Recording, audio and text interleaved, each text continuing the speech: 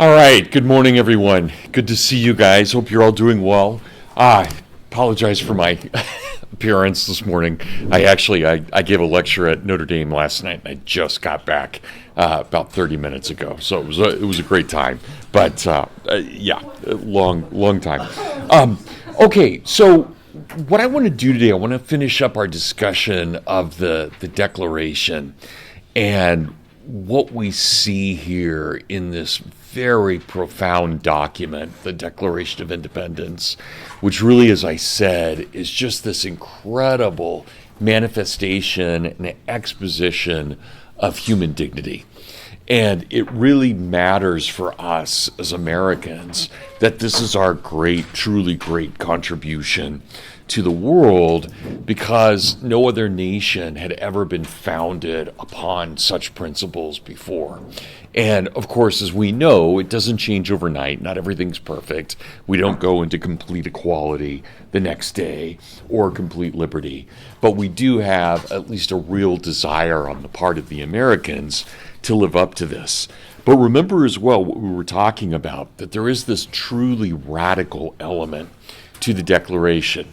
So at one level, it's deeply conservative because it's really just espousing politically what had always been espoused religiously in terms of Christianity with this equality and dignity. But politically, it's also making a very strong argument on why governments really only have one purpose. And so the sole purpose of government is, as Jefferson tells us and Congress tells us, it is only to secure our natural rights. So it is only to secure our rights of life, liberty, and the pursuit of happiness. And if any government goes beyond that at all, that government becomes illegitimate. Now, Jefferson warns us, he tells us, and this is line 16 on page 128 of the Reader, he said, "Prudence indeed will dictate that governments long established should not be changed for light and transient causes. And accordingly, all experience hath shown that mankind are more disposed to suffer while evils are sufferable than to right themselves by abolishing the forms to which they are accustomed." So it's not something that we do every day. We don't overthrow our government all the time. But we recognize that there are certain moments in history where it's fundamentally necessary that we overthrow the government and establish something else. But I think we have to be careful about that as well. We generally know that all revolutions, even the best intended revolutions, often end in chaos, and they end in governments that are much worse than the governments that were just left. And we see that, for example, Russia is a perfect example. Russia under the Tsar was bad. The communists come in, they overthrow the Tsar, they overturn all of Russian society, and what they establish is pure hell. So what the Tsar did was bad, but what happened under Lenin was just an absolute bloodbath and total hell. So that's the kind of thing that we have to be very worried about. French Revolution the same way. Monarchy is not great. The church is not great. But when they overthrow it and establish the reign of terror, again, it's a bloodbath, and it's so much worse than it had been. And that's one of the great beauties of the American Revolution. We actually, at the end of our revolution, things were pretty calm. In fact, we didn't have another counter-revolution. We didn't have a dictatorship. None of those things played out in America in the way they've played out in other countries. And I think that one of the main reasons, and this should be obvious to all of us from what we've talked about so far in class, one of the great reasons that we had such a conservative revolution as opposed to a bloody one was simply because all of our religious figures were on the side of the revolution. It wasn't wasn't a revolution to undo the religion of the day, but the religion of the day was actually promoting the revolution. And that matters. I don't know if that fundamentally matters, for example, in a Muslim country, but it does in a Judeo-Christian country, where the religious authority sits is going to determine a lot about what happens in terms of the results of that revolution. But again, look at line 20 then, from what Jefferson says. But when a long train of abuses and usurpations, pursuing invariably the same object, evinces a design to reduce them under absolute despotism, it is their right, it is their duty to throw off such government and to provide new guards for future security. Such has been the patient sufferance of these colonies, and such is now the necessity which constrains them to alter their former systems of government. The history of the present King of Great Britain is a history of repeated injuries and usurpations, all having in direct object the establishment of an absolute tyranny over these states. To prove this, let facts be submitted to a candid world. So that's if we start back up. And notice we really haven't gone through a lot of text. And yet the text that we've looked at is so deep and so meaningful. Only a few sentences ago we were saying, when in the course of human events.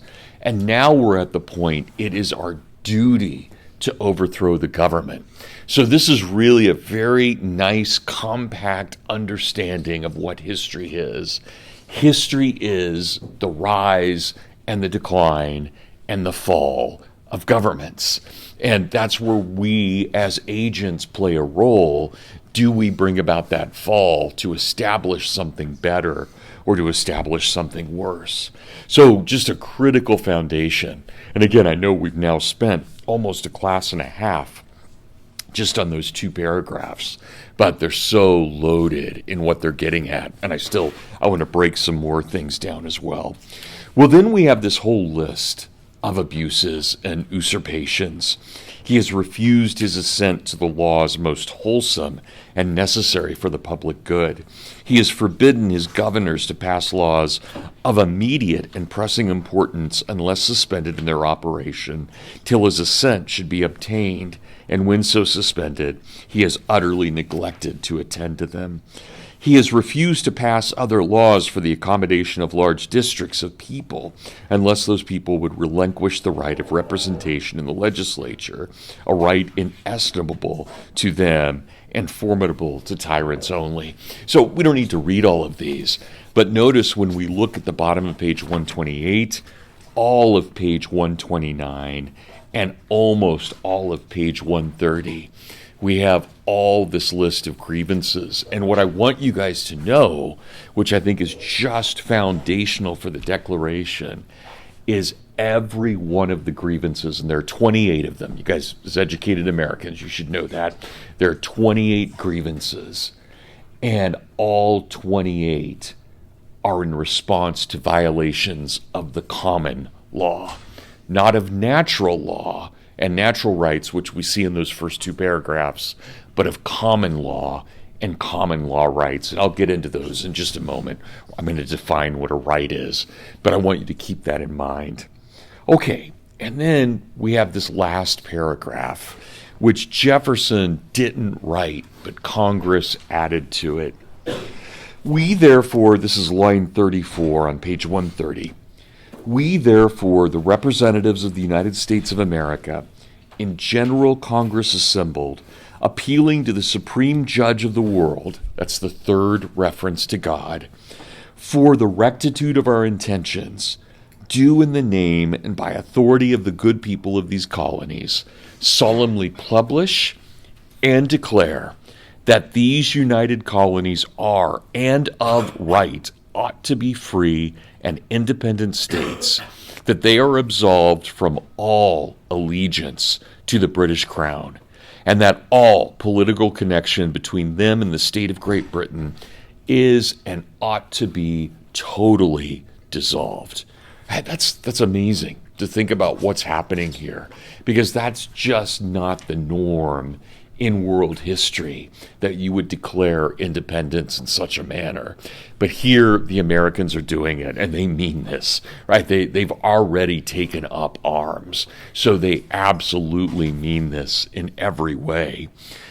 And that as free and independent states, they have full power to levy war, conclude peace, contract alliances, establish commerce, and do all other acts and things which independent states may have right to. Okay, Jefferson had written all of that, but he did not write this last sentence. This last sentence was added on by Congress. And for the support of this declaration, with a firm reliance on the protection of divine providence, we mutually pledge to each other our lives, our fortunes, and our sacred honor. Fourth mention of God. What just happened here? What happened with this last sentence? Think back to your Western Heritage class. Maybe think back to Sunday school. But what just happened here? Mary? It sounds to me at least like a covenant. Yeah, they just created a covenant. They had not done that before. Now it's a covenant. They're bringing God into it. They're pledging one with another. And so again, this is political. It's secular. It's not religious. But it very much is a shadow of what God and Abraham did and what God and Moses did. And of course, the new covenant of Christ. Right? So it's very much a covenant. And they have just, and they've just forfeited their lives. If they are caught by the British, they are now going to be hanged for treason. There's no question about that. Right? So everything that they have just done is putting their own lives in absolute danger. And yet all 56 of them are willing to do this. So here's what happens. Dates that I want you guys to know. July 2nd, 1776, we declare our independence from Great Britain. Not July 4th, but July 2nd. 2 days later, on July 4th, we promulgate the Declaration of Independence. That is, we give our reasons for why we declared independence 2 days earlier. Nobody signs the document, though, until August 2nd.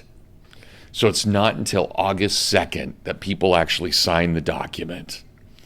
And then the document is not released and printed as a signed document until January of 1777. Now, it's immediately printed as soon as it's passed. It goes to the printer right away and it's distributed, but it's distributed without any names attached to it. So that won't happen till later. So what we know very famously as the Declaration, that won't appear until August 2nd and won't be known to the world until January of 1777. So it's going to take a little bit for these things to play out, but it does matter. And I want to, this is so wild. So we haven't talked a lot about this, and I want to get into it. There's so much still to talk about in a variety of ways.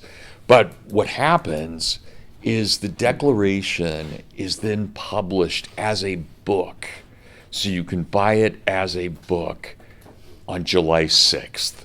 So 2 days after it's passed, they take it to the printer. They print up tons of copies, but they print it as a book that you can buy, what we would call a kind of glorified pamphlet. But here's what's fascinating about it. That pamphlet has a very, very long introduction to it. And in that introduction, it is written, and we don't know who this guy is, a guy who calls himself Demophilus, a lover of the people. His name is Demophilus. We think he's a radical Pennsylvanian by the name of George Bryan, but we don't know that for sure. So that's just a guess who this guy is. But when the Declaration is released, it's released with his introduction. And in his introduction, what he does, it's amazing, it's beautiful. but he gives an entire history of the Anglo-Saxon people. And so he starts around 450 AD with Hengist and Horsa. Those are the two, and you guys don't need to know their, well, will I quiz you on that? Yeah, let's say maybe. Okay, there are two guys. Yeah, as Americans, you guys should know this. Hengist and Horsa. These are, there is much myth as history. We don't even know if they're real. But these two guys were the leaders of the Anglo-Saxon tribes. And you guys realize, right, the Anglo-Saxons are just northern Germans. So they're just one tribe of Germans, the Angles and the Saxons. And that's why, the Danes, for example, are not Saxons, but they're Angles. So the people of Denmark are Angles. So the Angles and the Saxons become the Anglo-Saxons, and they invade Celtic England around 450. And when they do so, and this is where we get the Arthurian legends, Arthur's fighting against them, but Hengist and Horsa come in and they sweep through what's now England. They don't get Wales or Scotland or Cornwall, but they get the rest of England. And they establish Anglo-Saxon rule over it. So what Demophilus does in his introduction to the Declaration is he gives the history of the Anglo-Saxon people from Hengist and Horsa up through King Alfred the first great English king and the one who codified the common law.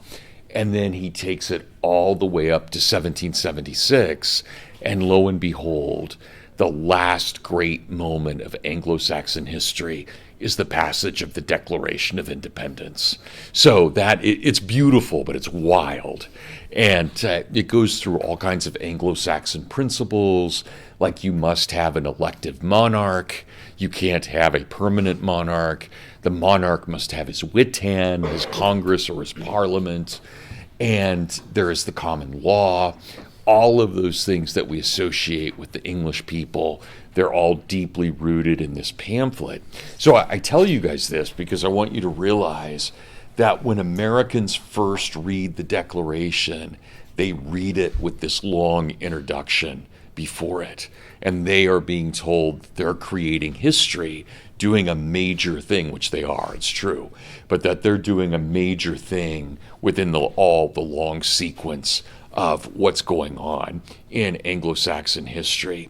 And if you know your Anglo-Saxon history, the great moment of devastation is 1066, when William the Bastard, William the Conqueror, leads the Normans and they take over. They defeat Harold of Hastings and defeat the Anglo-Saxons.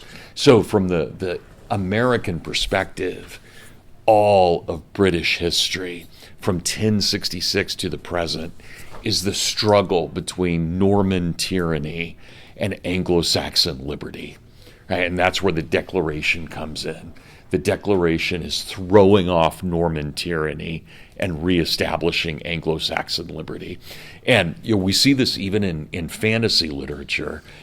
This is where the Shire comes from for Tolkien. The Shire is Anglo-Saxon England pre-Normans, where everybody lives in this little republic. They farm, they drink, they have a great life. They take care of themselves, they take care of each other. It's only later, if you guys have read The Lord of the Rings, it's when Sharky comes, Saruman, he imposes Norman tyranny on the hobbits, and they have to overthrow it at the end of The Lord of the Rings, right? The scouring of the Shire. So all of that is deeply rooted in this mythical understanding of history. So I at least want you guys to be familiar with that. But this is what we call the Anglo-Saxon understanding of history. This, again, Norman tyranny versus Anglo-Saxon liberty. Okay, do you guys have any questions on that? Or anything dealing with the Declaration or any aspect of the Declaration? There's a lot more I want to talk about, but I'm going to break it down here. So, okay, everybody's with me? Good. You guys all still awake? Yeah, right. Sorry, I was just at Notre Dame, right? Just, yeah. Okay, go Irish. All right, so here's what I want to talk about. Two things, really important things. Okay, number one, we establish a republic. And remember how airy and fantastic this sounds, that we would establish a republic, because nobody had done that except ancient Rome, and we know how that had fallen. And so a republic is just pie in the sky, and yet we do it. We create a republic, and of course we do so even more so with the Constitution, but we do so immediately by uniting 13 separate republics. And so let's talk about this for a moment. What is a republic? A republic comes from the Latin res publica. It's two words, the res publica. And what that literally means is the good thing. That's what it means. The common thing or the good thing. And that's all a republic is. It is a good thing. It is a society, and be careful. I know for many of us who come from a libertarian background, we get uncomfortable with language like this. But with the common good or the good thing, what it means is that every single person in a republic is also a citizen, and that they have a share in the republic itself. And the opposite of a republic would be a private wealth. It would be a kingdom in which you have a God king and everybody under them is a subject of the God king. Not one of us in this room is a subject.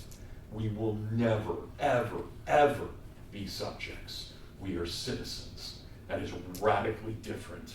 And that's where we get our understanding of the republic. That we each have a say. We believe in the common good. And there's nothing nefarious about the idea of the common good. It simply means that we believe in the republic before we believe in anything else. And our family is a part of that. Our schooling is a part of that. Our friendships are a part of that. They all form the background of the republic. So for us to have a classroom like this, to meet with each other 3 times a week for 15 weeks, 45 meetings that we'll have, and we're really going to get to know each other over those 45 meetings. We are creating one chunk, one community of the republic. And that's this idea that we too are pursuing the common good, but we're doing so in concert with other women and men of goodwill. So the republic is the common good, the good thing. And I love this, even if you go, common good. Even if you go to a place like Iceland, which also is a republic, the Iceland of Republic. In fact, they're older than we are. Their republic dates back to about the year 1000, and they've done very well as a republic. They're quasi-anarchists, but they've done really well. And when we go back and we look at them, what is their parliament called? It's just called the thing. I love that, right? Because it's the all thing. It's the good thing. It's the common good. So parliament is just the thing. And that's what a republic is. A republic is this idea that, again, we are not subjects. We are citizens. We are equal one to another before our government. And our government serves us as much as we serve the common good. Okay, so what does this mean then if we break this down? There are really 4 components to a republic that I want you guys to know. Number 1, and it's the most important thing, it is also the hardest thing to maintain. No republic can exist unless its people are virtuous. So no republic can exist unless its people are virtuous. Now, nobody in their right mind ever thinks that everybody will be virtuous in all times and all places. Nobody's that foolish to believe that. But what the Republic argues is that there will always be a small minority of people who are not self-interested, but are interested in the common good. And we, those of us who are self-interested, and I'll give you an example of this, we give those selfless people room in order to rule the country itself. And so when we're saying virtue, think about what virtue is. Virtue comes from the Latin virtu, and it literally means a human power. It's a human power. That's what virtue is. It's the power of being human. And I love this for those of you who've read the King James translation of the Bible. There's this excellent moment. It's a great story in any translation, but the way the King James puts it, it's beautiful. There's the story where the woman is trying to get a hold of Jesus, and she's coming through the crowd, and she touches Jesus's cloak. She doesn't touch Jesus. She touches Jesus's cloak. And Jesus is immediately aware of what happened. And he says, who has touched me? And what the King James Version says is that as the woman touched Jesus's cloak, his virtue flowed through it into her. That's the King James translation. And I love that because what we see and what that means, it was not the God side of Jesus that affected her. It was the human side of Jesus, the power of being man. That's what's affected her and what flowed through her, into her. So that's what we mean by virtue. And those of you who had me for Western Heritage, I forced you guys to memorize definitions for all of the virtues, right? All 10 of them. But there are 10 virtues. And you guys don't need to write them down now, but I'm going to list them. We have the classical Greek virtues of prudence, justice, temperance, and fortitude. Then we have the Roman virtues of labor, faith, and piety. And then we have the Christian virtues of faith, hope, and love. And so when the founders talk about virtue, and they talk about virtue everywhere, when they talk about virtue, they're referring to those 10 virtues. Those are the things that we embrace. So what traditionally exists. So let me give you an example of what they meant by kind of a first order versus second order. So let's say that, what's your name? Chris. Let's say, and what's yours? Connor. What is it? Connor, thank you. Okay, let's say that Chris is, he's a great guy, and he is really virtuous, and he believes in virtue, and so he runs for Congress. And we all agree he's a great guy, and therefore he should represent us. He goes to Congress, he lives out his virtue. Now, don't get me wrong, just because you go to Congress, you're not necessarily virtuous. I think that has been borne out many times. But let's say then Connor, right? Yeah, let's say that Connor wants to go into banking. Well, that's totally fine. There's no problem with that. But notice what he is. As a banker, he will be self-interested rather than interested in the common good. So he can totally be a citizen, and he can be an equal citizen, but we wouldn't put him in government because he's already shown that he believes in self-interest. Again, totally fine. He believes in that, but he isn't pursuing the common good, such as Chris is doing. And so those kinds of things, joining the military, going into public service, teaching, going into ministry, those are all what we would consider virtuous pursuits. There's nothing wrong with being a businessman. It's a very high calling. It's not as high in a republic as someone who is not self-interested. Does that make sense for everyone? So the founders are hardcore free market guys, don't get me wrong. But they still believe that within society there are levels of what giving is and where that plays out. And so that's why the second thing is going to be so important. So if virtue is the most important thing to a republic, the second thing is that we have the right to property. We have the right to own stuff. Second most important thing in a republic.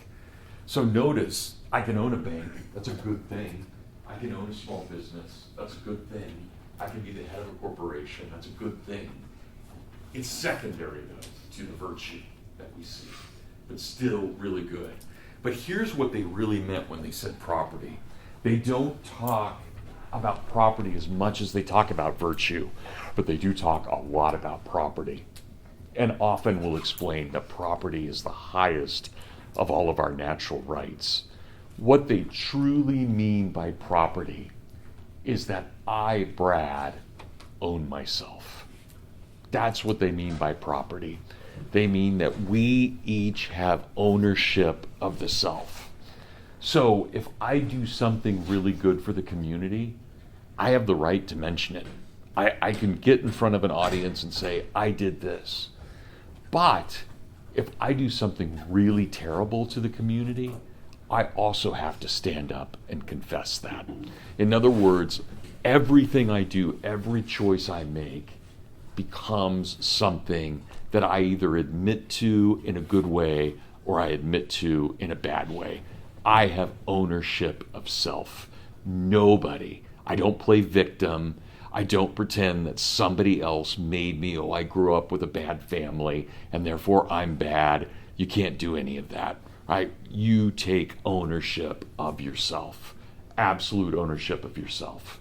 And so that's where it becomes property.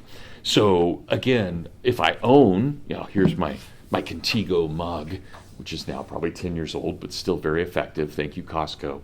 It's excellent.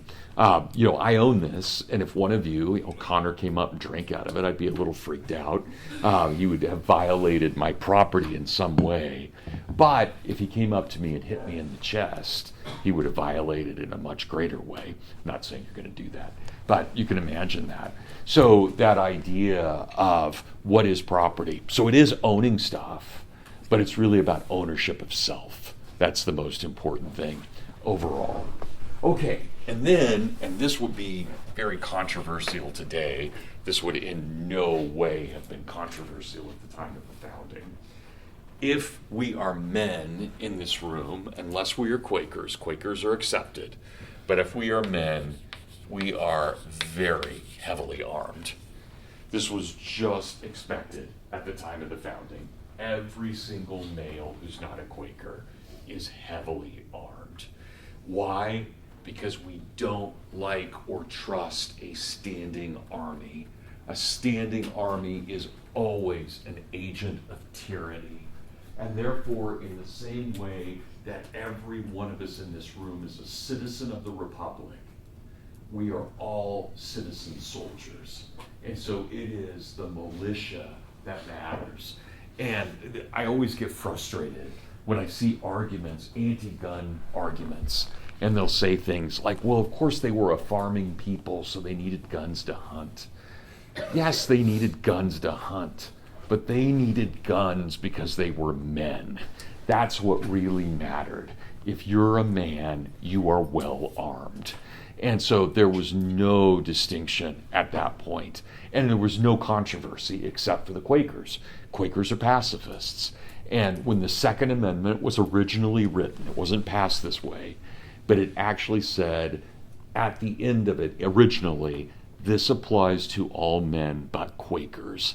And so the Second Amendment was almost written so that we had to bear arms, not just had a right to bear arms, but that we had to, as men, bear arms. So that was the norm of the day. None of this kind of mamby-pamby, we don't like guns. And don't get me wrong, I'm no gun nut. This is just historically true when we look at this and how they viewed it. So it was just expected that you would do that. And there's a great, I don't know, how many people in here have ever been to Concord, Massachusetts? We have anybody who's been? Great. Julia, do you remember when you go up to the bridge, there's the statue of the Minuteman? It's a beautiful statue. So there's a Minuteman, in bronze. And what's great about it, so he's in his farming clothes. He's just come from the field. And in one hand, he's holding his plow. And in the other hand, he has his gun. And that was and he's about 20. He's about your age. Right? That was the perfect image of an American male. He would rather farm, but if he can't farm, he's going to go shoot something. Right? And in particular, he's going to take out the bad guys. So that was the norm at the time, what we called the Minutemen, that you would be willing to defend your hearth and home in a minute's notice. So fundamental to the American character. Finally, number 4, a little bit more abstract, but it fits with some of the things we've been talking about. Number 4 is that we always seek balance in society. So imagine we don't put all power in the executive. We don't put all power in the legislative. We don't put all power in the Supreme Court. We balance them. And we don't just balance one against another. We balance one against another, so that we have 3 things that are balanced. And the same thing is true where we have federal authority and state authority and local authority. All of those things are balanced. And when we talk about us individually, we each have the right to vote. We each have the right to bear arms. But there's balance because we all have it. We all share in that. So that's the really final, fundamental aspect of a republic, that we have this division of powers. We have balance in society. And our Constitution will be genius at that. Okay, any questions about what a republic is? This is something that I almost certainly will ask you on a midterm to define. Define for me a republic. And I'll want you guys to be able to do basically this, to go through it and give me that definition. Maybe give me an example of virtue, talk a little bit about what it means to be armed or to own property, but to go through that. So again, for me in this class, it's just fundamental that you guys know what a republic is. And remember, it's not a democracy. It is absolutely not a democracy. A republic always has a democratic element in it, but they're not synonyms at all. So keep that in mind. A republic is a layer of communities. A democracy is a mass of tapioca pudding, where we're all just equal and nothing more than that. So that's what's distinctive between a republic, which believes in the common good, and a democracy which believes in a greater good. Those are separate things, and we'll get to that more in a couple of weeks, because we'll introduce democracy in the American landscape, but it's not in the founding. The founders are adamantly against democracy. So, do you have your hand up? No. We're okay. Okay, I thought I saw a hand. Okay, good.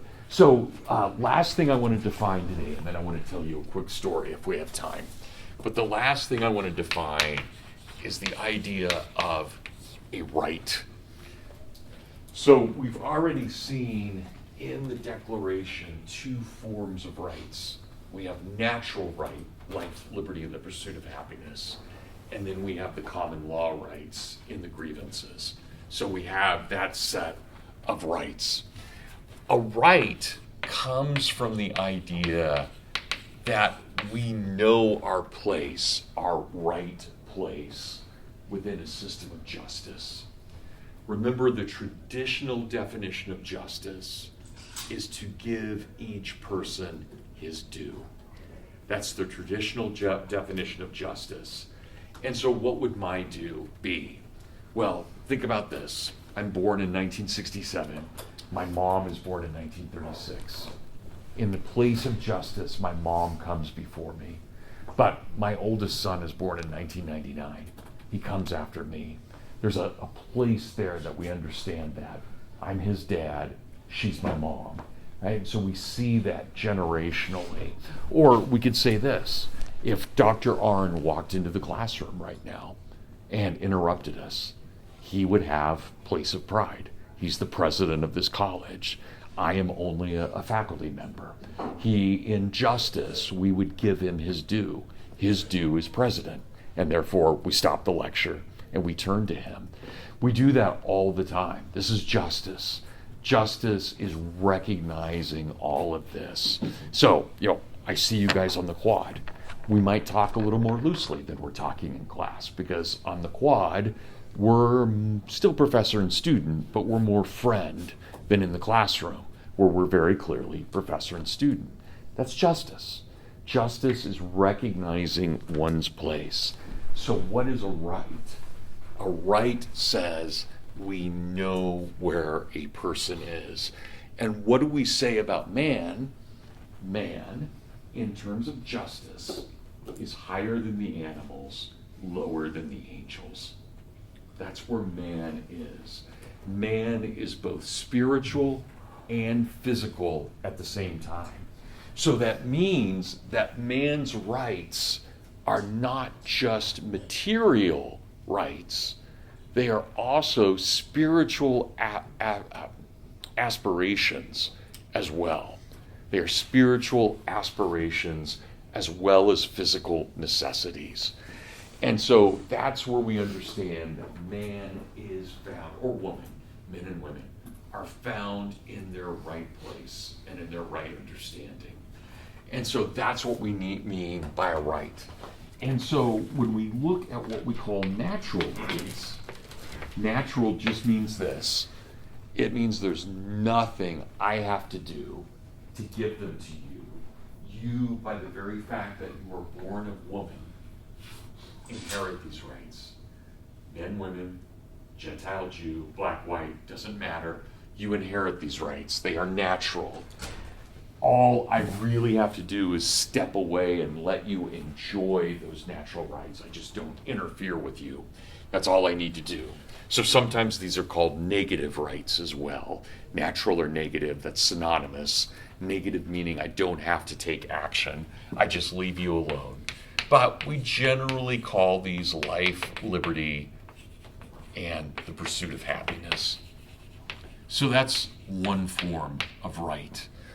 But then, and this is distinctive to the English-speaking peoples and some of the Germanic-speaking peoples as well, we also have what are called common law rights. Rights that we've discovered in our actual day-to-day practice. So we don't know where a trial by jury came from. It emerged from the habits of the people.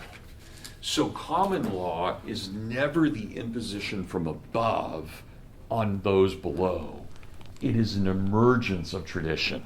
And one of my favorite examples of common law that I saw in my own lifetime, now I don't know how many of you guys have ever had a chance to drive up to Jonesville, but if you take this road right here and it curves and you go up and you enter into Jonesville, there's an area before you get to downtown where you pass the public schools of Jonesville. And about 10 years ago, maybe 15 years ago now, the police were trying to decide what the speed limit should be. And they didn't want to impose it because they wanted to see what the custom was. And so they put up two big radars and they tracked everybody who drove through there. So some people do 20, some people do 80, whatever it is. And what they discovered was that the average speed of someone without a speed limit was 35. And so they made that the speed limit, 35. That's common law. We see what the norm is, we make it the rule. So think about what law is then. Law is not the imposition of tyranny. It's the reflection of community. That's what real law is. That's what common law means, that it is a reflection of community. But then we have another type of law, or rights, which we call positive rights. And I'll give you an example of this. A positive right would be you have a right to free housing. That would be a positive right. Why? Because I have to take from everybody else. I have to act. I am positive. I act. I take from everybody else to supply your need. That is not a natural right. Remember, a natural right says that all I have to do is leave you alone and you can exist. A positive right says I have to harm others for your benefit. That's what a positive right is. And that usually is imposed from above. That is not a community norm to have those kinds of things, but imposed from above, and often in the name of political redistribution and trying to gain favors and so forth. So that's a positive right. So I want you guys to know those. Those are the rights that we see here. Okay, last thing I want to tell you guys today. 5 minutes. I don't know how many of you, I just asked how many of you have been to Concord, but there's a town very close to Concord called Lexington. Lexington in Massachusetts is this wonderful, beautiful little community outside of Boston, about 20 miles outside of Boston.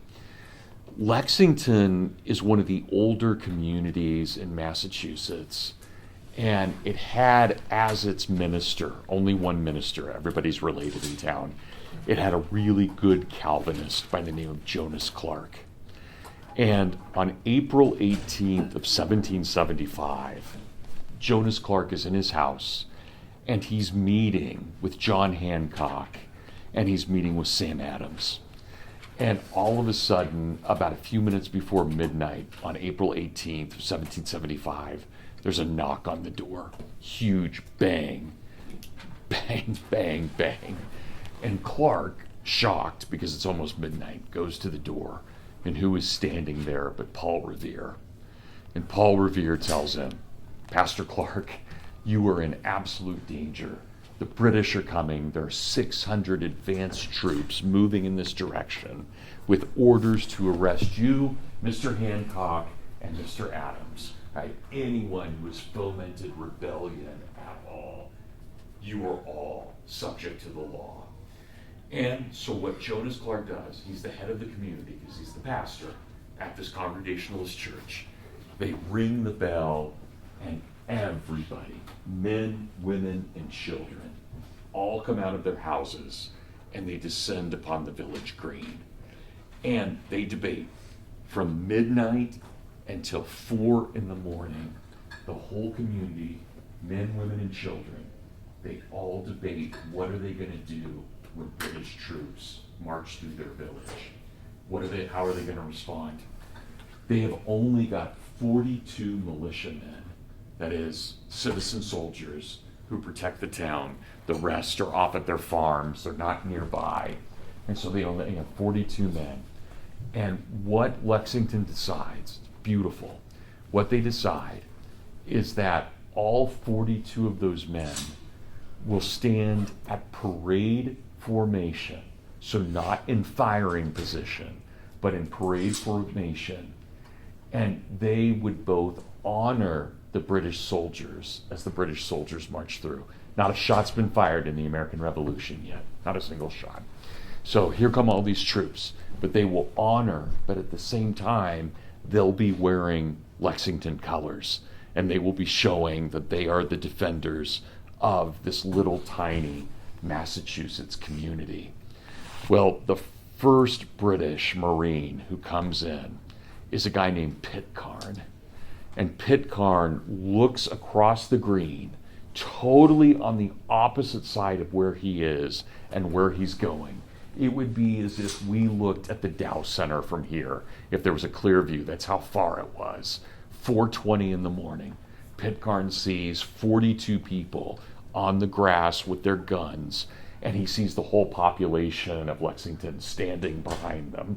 So the whole town is there. And he's furious. Pitcairn's furious. He takes his men. They rush over to the militia. They didn't have to. They could have just kept going. All would have been fine. But they rush up to the militia and they say, this is an illegal assembly. Damn you, put your weapons down right now. And the 42 men, of course, have every right in the world to bear arms. Every right. There is nothing that prevents them from doing so. But they start lowering their weapons because they're outnumbered by about 20 to 1. And so they start lowering their weapons, and suddenly, and we have no idea where this came from, a shot went off. Somebody fired a gun. We have no idea who did it. None. And the British just take their guns, they lower them, and they fire point blank into the militia, and they kill 10 of them. Now, think about what happened. And it's so intimate that one of the militiamen is the town physician, he's the doctor. He gets shot in the stomach, his whole innards, everything, all of his entrails, they've all fallen out. He crawls across the field, across the street, hugs his women and children goodbye, and dies. That's how intimate all of this is. But I want you guys to realize this. The British were utterly in the wrong in what they did. They fired upon civilians and they fired upon a militia. And that is the opening of the American Revolution. That shot is the shot that's heard around the world. Stunning. And there, all you have are people just living up to what their rights are, and they should never have been harassed. So keep that in mind. Okay, guys, for Friday, I would like you to read the Fast Day Proclamation, this section called The Meaning of the Revolution, and I also want you to read the Northwest Ordinance. And read the Northwest Ordinance really carefully. You can read those first two things pretty closely, or pretty loosely, but read the Northwest Ordinance very carefully. I also want you guys to start, you don't have to study it intensively, but I want you to start looking at the Constitution as well. Okay? Thanks, everybody. I'm sorry I took you over a couple of minutes. I promise to give those back at some point. But for now, you guys have a good Wednesday and Thursday.